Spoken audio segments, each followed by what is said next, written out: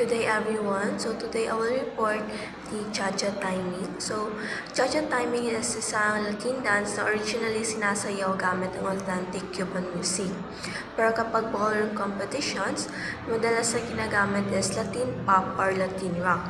So kahit iba-iba yung music, pero pa rin dating at nito na masigla at lively.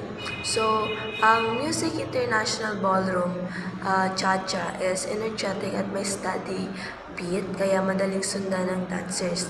So, minsan medyo complex ang tunog nito dahil may polyrhythms. Ibig sabihin, may sabay-sabay na iba't ibang rhythm sa isang music.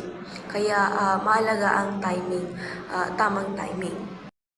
So, nagkakaiba-iba rin yung style ng cha-cha-cha. So, depende kung saan pumapasok yung just say sa rhythm ng music.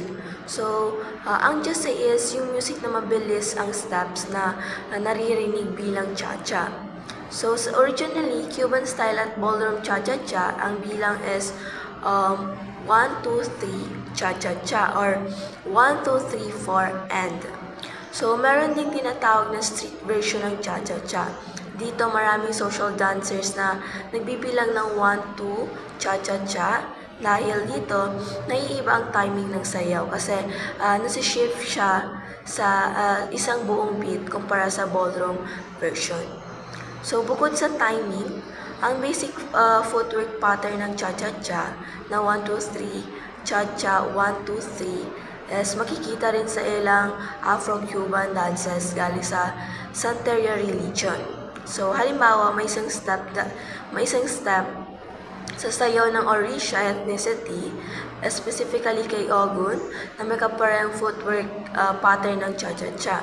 Ibig sabihin, bago pa mabuo ang cha-cha-cha, ginamit na ang ganitong step sa mga traditional Afro-Cuban dances.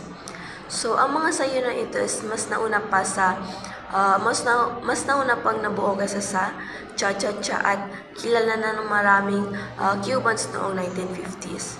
So, lalo na yung African origin, dahil dito pinaniniwalaan na ang footwork ng cha-cha-cha is inspired talaga sa mga Afro-Cuban dances.